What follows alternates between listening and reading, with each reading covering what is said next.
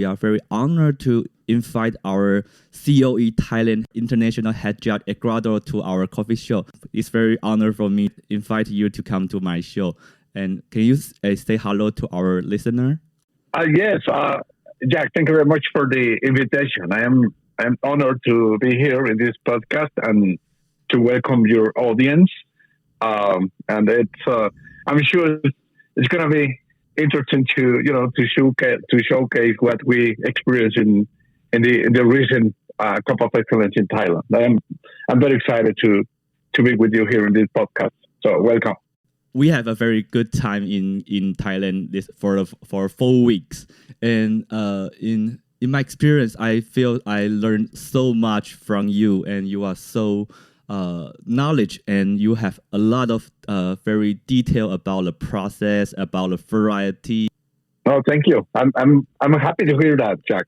I actually enjoy to interact with coffee people, because I believe that that's the coffee world. The more you interact with coffee people, the more you learn, and that's the amazing thing of events like Cup of Excellence, like the competitions. Yeah, I'm really happy to hear that. I'm very appreciate you are very welcome to sharing all of your knowledge and your passion of the coffee. When we mentioned about the Cup of Excellence, can you introduce about like what is the Cup of Excellence, and also like what is the organization, the alliance of the Cup of Excellence? Oh yeah, sure, Jack. Well, first I have to say that I have been very lucky because I started my coffee career in 1993 formally, and I started in the producing side. I'm from a producing country, but I was interacting at that time with the producer directly. So then, in certain way to speak, I witnessed like different movements during the coffee evolution. So, for instance, Cup of Excellence started up in 2000 in Brazil. Yes. As a formal project, and it was coming from like very informal research, which became a more formal competition in 2000 in Brazil. And right after, my country, Guatemala, got interested in bringing that experience to Guatemala then. So then in Central America, actually Guatemala was the second country. So I was very privileged because, it was in 2001, and we compared what we had in terms of coffee, or even especially 2001. It was, just starting, What's the coffee taste like in 2001? Oh my goodness! Actually, I would say that the copper's role actually was so different to what we know now. Because at that time, the main role for coppers was essentially to separate good and bad coffees, and that was all. The standard is very different. Yes. So I remember at that time, the main job for a copper was just to separate qualities overall, right? So then, having Cup of Excellence in 2001 and starting to hear about, different profiles, different flavors, and different varietals, and the most amazing things to create a market for those coffees was unique experience, So then I was privileged joining Guatemala Cup of Excellence in the backstage, like more as organizers in 2001. And then years after, I became part of the Cup of Excellence jury. Mm-hmm. And then I had the chance to visit other countries to lead the program. Mm-hmm. And that was a big, window to me to understand what other countries were doing in terms of quality, and of course trying to achieve the same discovery as Brazil in 2000 and Guatemala in 2001. So it has been an amazing journey to me, being involved in Cup of Excellence until now. I see. So I know that in many regions, the producer, the Cup of Excellence is very have a very huge impact to improve the quality and also improve the life. Improve just like I visit the Sam Chai coffee from the rank 3 Thailand coffee farm this year. So I see they just told me that they win a prize last year, so they can invest a new dry mill and to improve their whole supply chain system.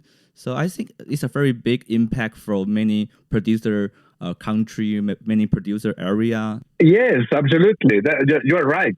And those are like the direct impact. But beside that, I believe that the whole community stands up as well, because the other producers, the neighbors, they start to see what other producers are doing to get those prices, Yeah. and then all the quality starts to push up, and that's an amazing effect. And that has happened in Brazil in 2000.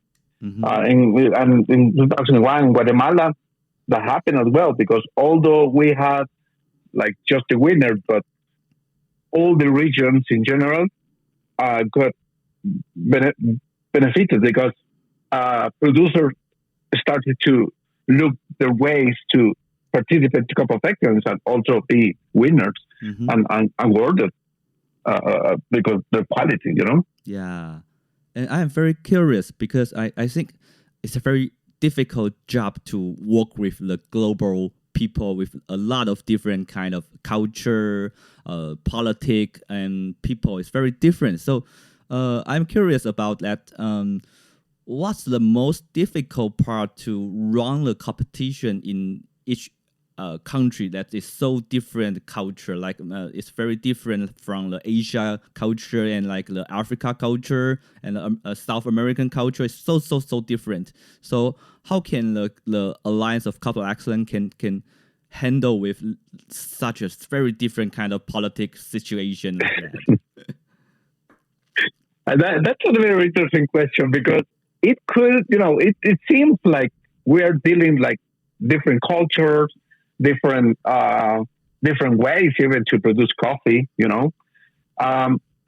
But the amazing thing is that Cup of Excellence has created like a common language, Yeah. And we already know what the market is looking for. Of course, the market is always looking for the best, Yes, indeed. But around that, there has been a common language to understand and to feedback the producers what to do in order to achieve those coffees, So it's amazing, because if we speak the same language in Colombia, Guatemala, Brazil, and Asia, we can achieve eventually the same goal, right? As long as we identify and we understand the market and what the people, the rosters are willing to award, and pay. Yeah. And eventually, the most amazing thing is to establish a relationship. Yes. And that's the amazing thing of Cup of Excellence. Relationship is amazing. You just told us like this time is your first time to come to Thailand, and it's the first time you cup the Thailand coffee.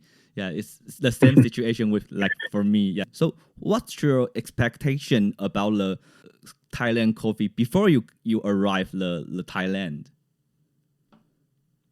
That's a very interesting question, Jack, because I have to say that I didn't have any experience about Thailand coffee as well.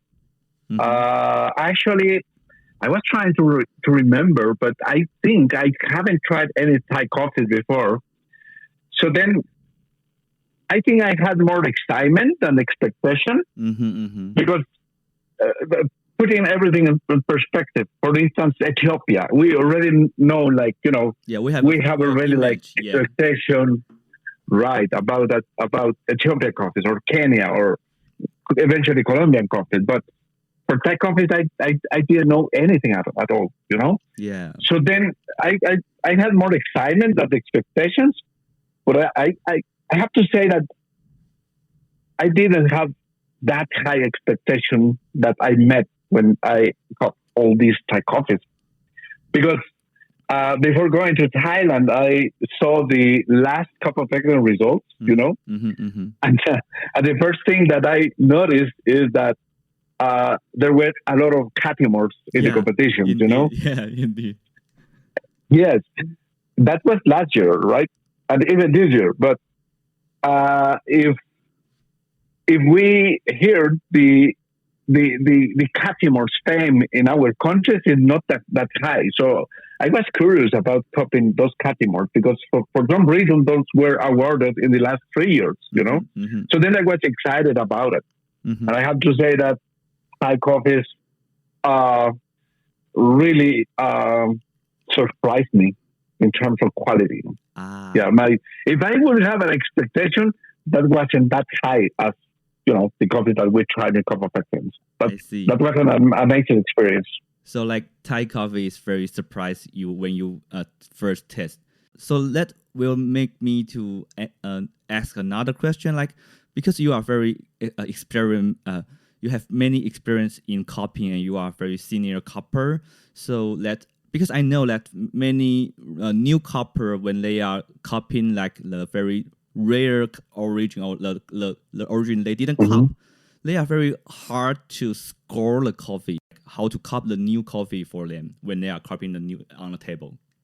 I believe that the coppers now, we all actually, not only the junior coppers, but the young people, I think they are facing like different challenges now. Yeah. Understanding the coffees. Yes. And it's very understandable because as I was telling you before, my role in late 90s was just to, as a copper, just to separate qualities by processing. Essentially, right? Yeah. Good or bad, that was it.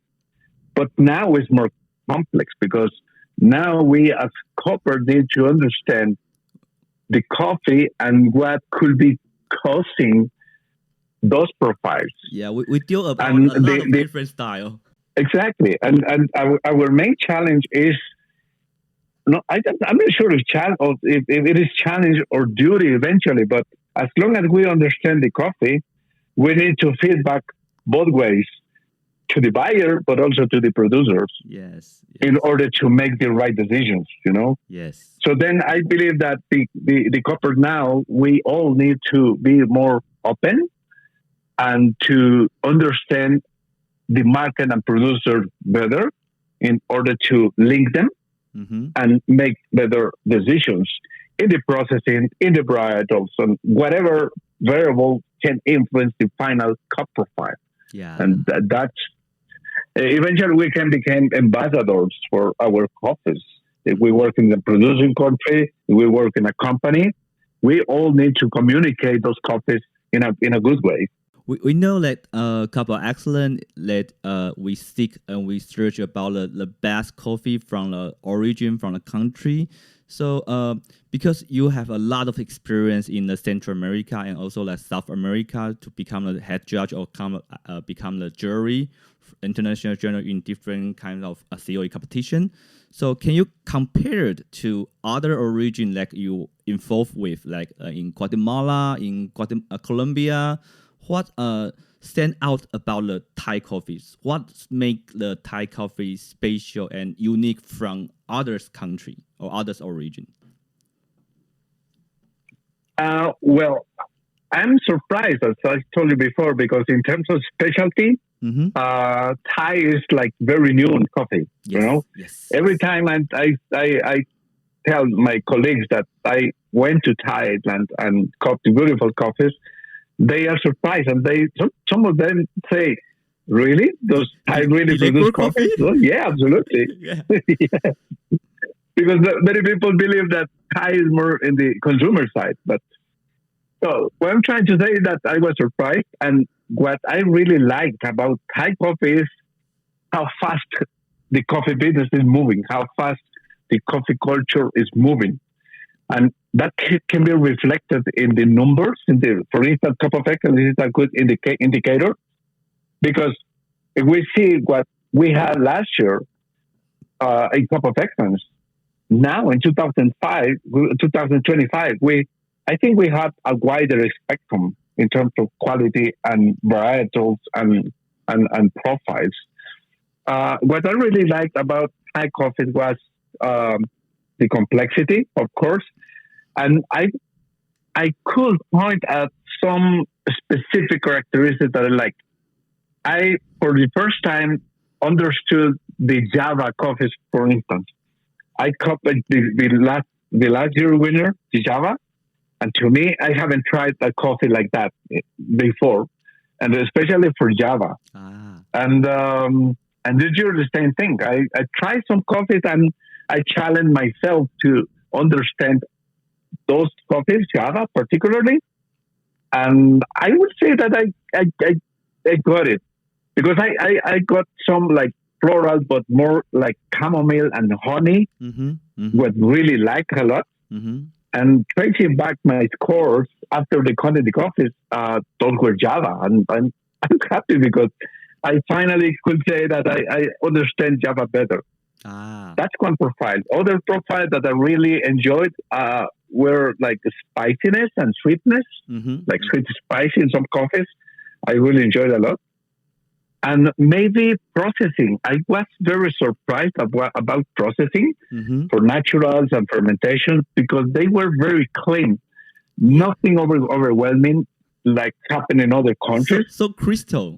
It's very crystal. And yes. It's very unbelievable. So crystal. Yeah.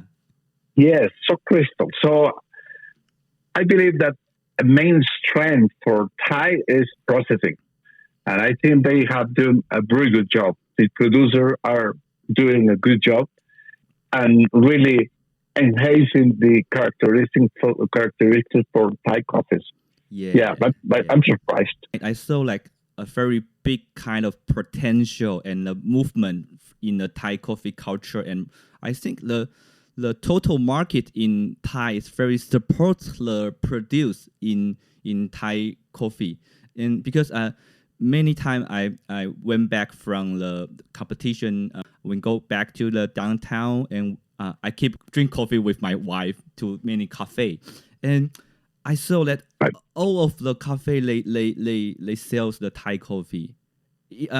Either like maybe some is high quality, maybe some is low quality, but they all sell Thai coffee. In Thai, they are very proud of like their own coffee. I think it's very different situation in Taiwan and Thai. Yes, and I think that's a very how to say that motivation, a high motivation for producers because, as you say, I saw the coffee community, not only producer but roasters, coffee shops embracing quality and motivating the producer to do quality. I was surprised.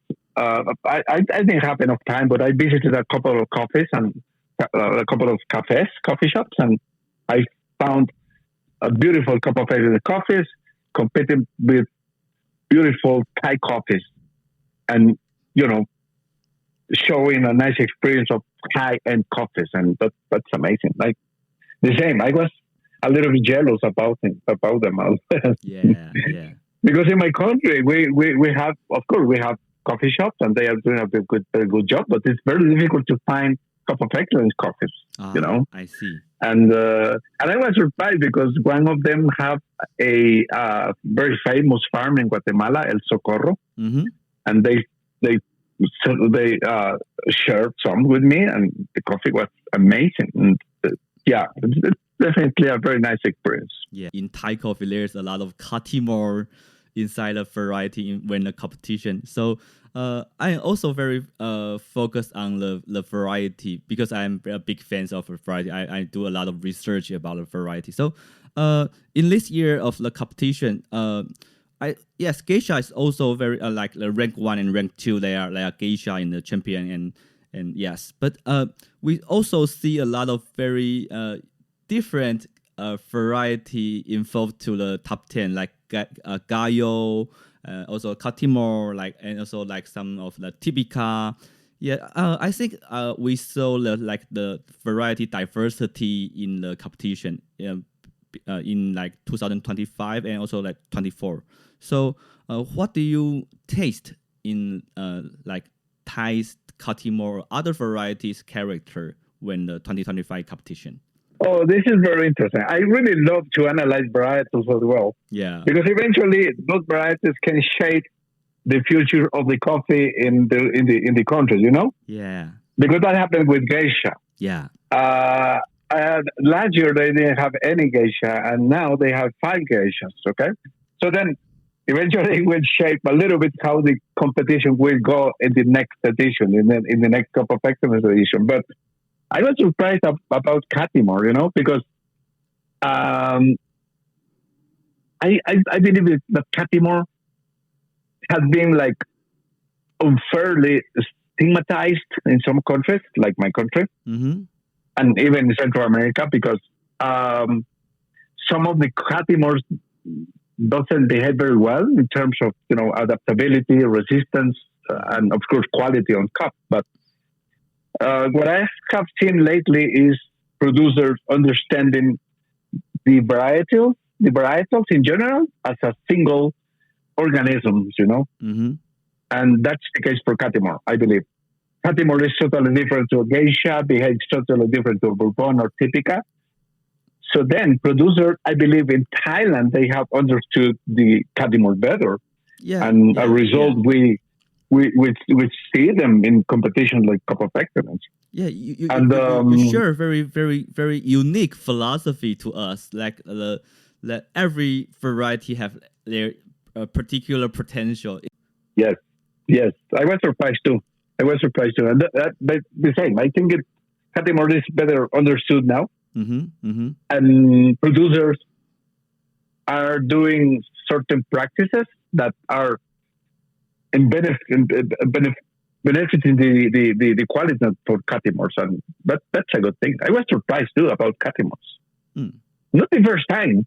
I actually had copped some beautiful Catimores, copping even better than nice bourbons or typicas. Yeah. Yeah. And the key is that there are different lines of Catimore. It's not a single varietal. Yeah. There are like multiple lines, It's a so it huge depends on family. what line.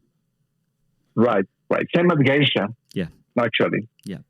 So Yeah. what do you think? What's the key point to unlock the potential of the Catimore quality? That's a tricky question, Jack.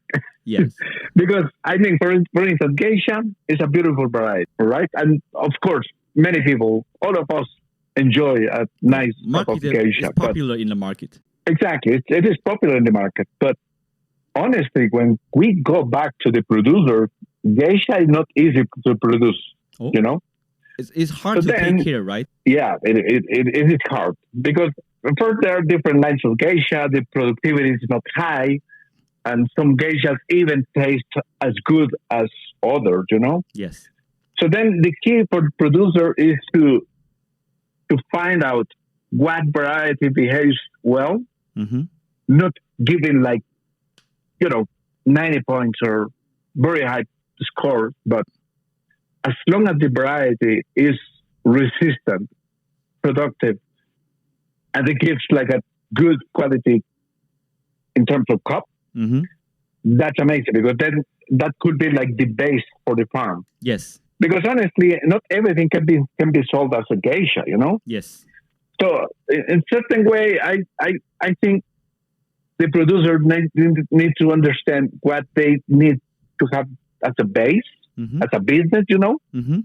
and of course having those beautiful geishas, some pacamaras, and even some fermentations Mm-hmm. tasting good Mm-hmm.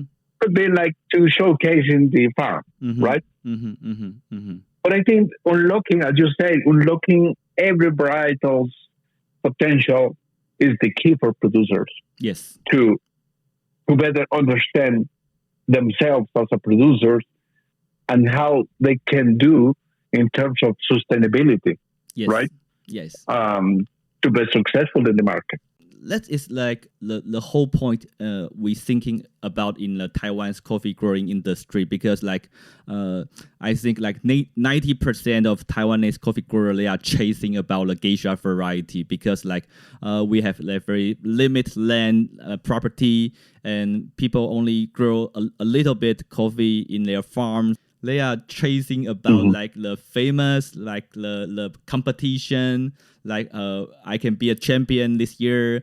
So everyone geisha. But I think that is not a property or the very sustainable kind of coffee industry in Taiwan, because we know geisha is not very strong with the disease or like the fungi, something like that.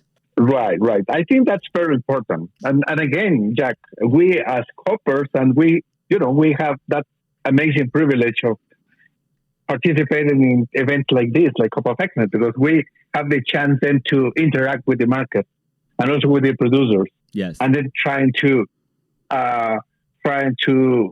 translate to the producers what is happening in the market. Yes. Right. Yes. It happened the same in Guatemala when geishas started to be awarded in Cup of Excellence. Of course, everybody wanted to plant geisha. Yeah. And then seeing Panama phenomenon, everybody wanted to plant geisha as well. But it's not that easy. So then for us, I think it's we have a big responsibility to award the, or advise is the term, to advise the producer how the market goes for geisha, how the market goes for Pacamara, Java, whatever, in order to make, a good balance, I mean, in terms of varieties and production. Yeah, yeah. That's very important. Very good word, balance. Yeah. Yeah, but it's hard for Taiwanese people to know that. Well, I don't know. Yeah, okay. So hard to producers everywhere, Jack. Yeah. Because I think it makes sense because I would say that the market is so far away from producers in coffee. That's the complexity in the commercial chain for coffee, because it's so split. Yeah. That producer is so far away from the market, and sometimes they need us, to understand what is happening over there. So the final part we want to talk about, like in after the 4 days competition and the copying, I go to a lot of different coffee farm. Like I go to Soft Coffee. It's like the traffic. It's like 4 hours coffee farm, and I really like the owner there. So I talk a lot of things about their process practice and their post-harvest philosophy. So I recognize there is very interesting in in the top 10 producer, because we also go to Sam Chai and we all go to the Lika Coffee Farm. So I know that there is a lot of producers, they use like carbonic maceration in their process practice, and also like the inoculation, the yeast inoculations technique is very common in the top 10 producer. And I asked them how many years do they use this kind of technique. They told me like 5 or 6 years. They are keep improving the technique about the fermentation, about how to control the microbe. So that's shocked me. That's very surprised me, and it's blow my mind, because I think like the microbe control and also like this kind of control fermentation is it's a very, very new area for the producer of the global coffee world. But like Thailand is very pioneered. They run very fast. So can you share your opinion about Thai's coffee, especially the nature, and also like we cup some coffee is washed, but it's very tropical fruit, like dry fruit, and very we call it funky town. Yeah, so it's very interesting. It's very interesting in the table. Yeah, so can you share the opinion and your kind of feel about this? Yes, I think fermentation in general is like how to say, it's like the goal for producers to understand as best as they can. Independently of the technique that they use, like carbon maceration or just playing with fermentation time, or more sophisticated like yeast inoculation, right? But I think that's a big key to discover for producers. But I believe that the main challenge for producers is how to be consistent. Consistency is another challenge on top.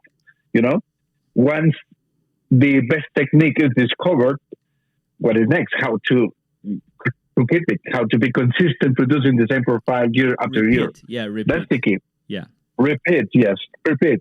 And also, I was surprised about because, as you say, we got fully washed, and I was surprised that they were like very tropical, very funky, but not that funky.